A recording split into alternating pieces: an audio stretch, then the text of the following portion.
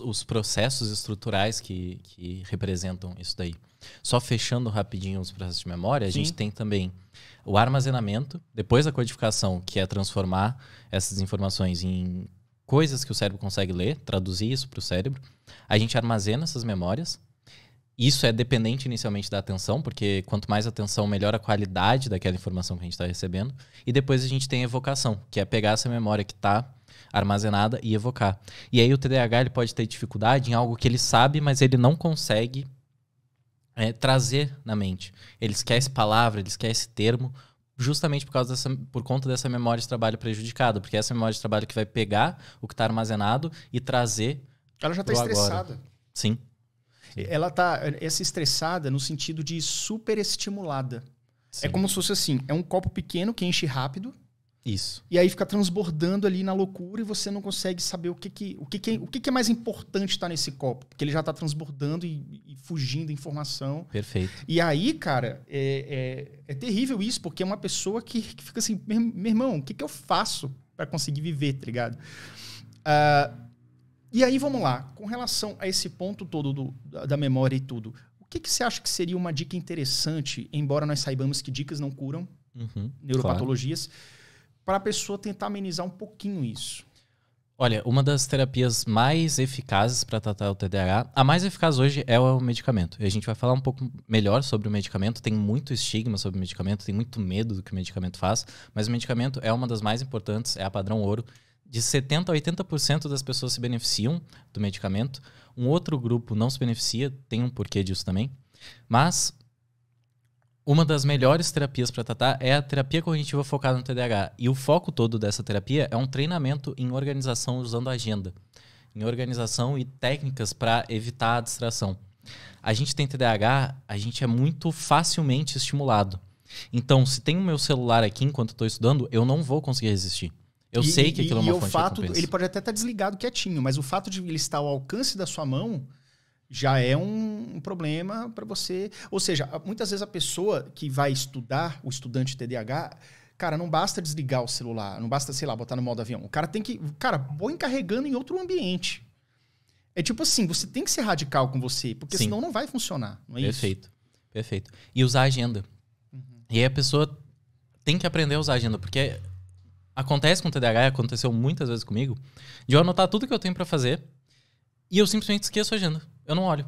Então eu anoto toda a minha semana bonitinha, organizo, planejo, mas quando chega no dia seguinte eu já não olho. Então o TDAH tem que ter uma agenda e tem que ter uma lista de tarefas. Nessa lista de tarefas, ele tem que elencar uma ou duas no máximo, qual que é a prioridade, qual que é a mais importante de eu fazer hoje. E é essa que ele vai focar primeiro. Ou essas duas que ele vai focar primeiro. E aí toda manhã, quando ele acordar, ele vai tomar um café, escovar os dentes e olhar aquela agenda. Olhar tudo que ele tem que fazer no dia e elencar a lista de tarefas dele. Qual que é a mais importante de fazer agora?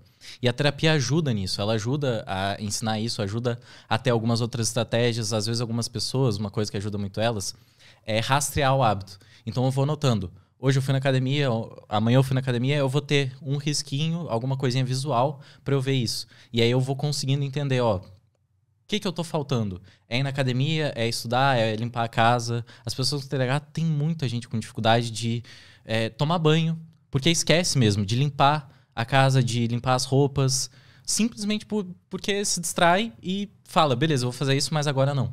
E aí esse agora não vira... E esse agora não vira um agora nunca. Exato. Porque é aquela coisa, por exemplo, a própria desorganização do TDAH. Né? Eu sou uma pessoa que eu sou um pouco desorganizada. Meu ambiente é um pouco desorganizado.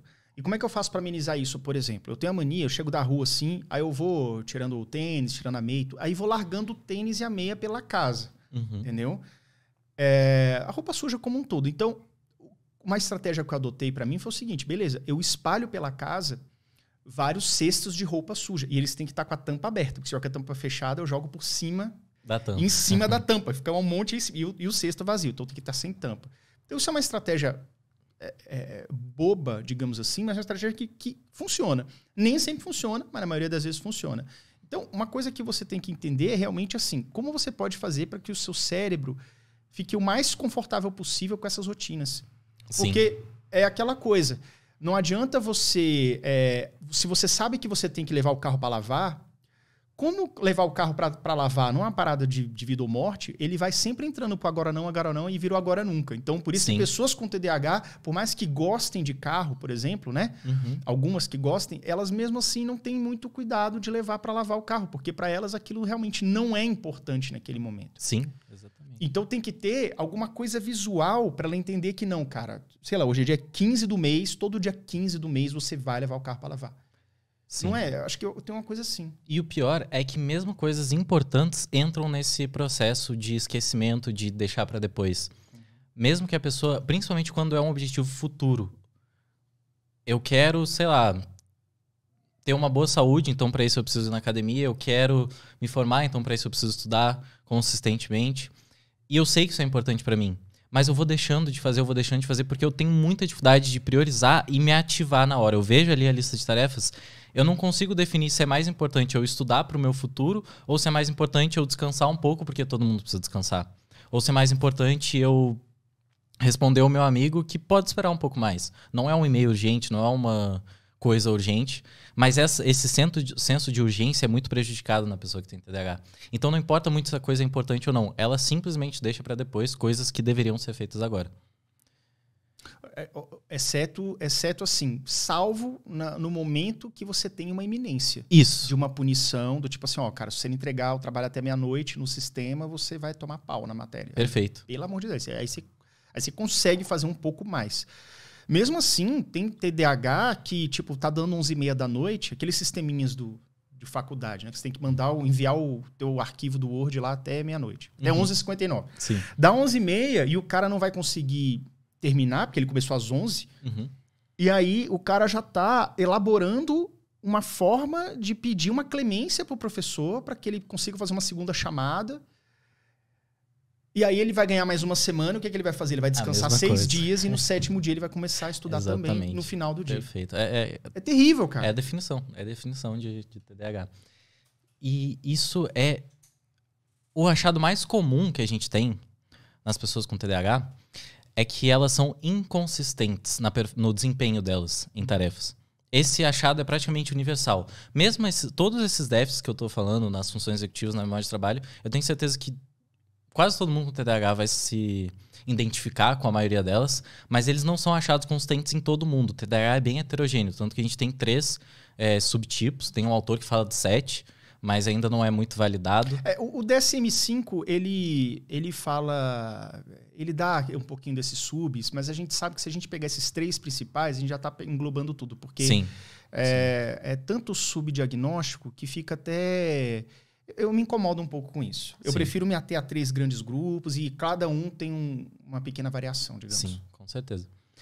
Então, a pessoa que tem o TDAH, o que mais aparece é inconsistência na performance, no desempenho. Só que qual que é o problema disso? Isso significa que num olhar de longo prazo, o que realmente faz uma pessoa ser especialista, o que faz uma pessoa ser bem-sucedida, é a constância. E a inconsistência e a procrastinação são os maiores problemas do TDAH. Então, se eu quero passar numa prova de concurso, não adianta eu estudar só quando está na hora do concurso. Por mais que eu seja muito inteligente, por mais que eu consiga estudar muita coisa e consiga ficar muitas horas focado quando está perto ali, já não dá mais tempo. É tanto conteúdo que eu precisaria ter tido esse senso de urgência e uma certa constância. Mesma coisa com esportes, mesma coisa com trabalhos na área digital, em mídias sociais. A gente tem que estar postando frequentemente, regularmente, senão não cresce o nosso senão trabalho. Não vira o jogo, né? Não Exato. consegue fazer. E o TDAH tem problema com isso. Isso é o achado principal.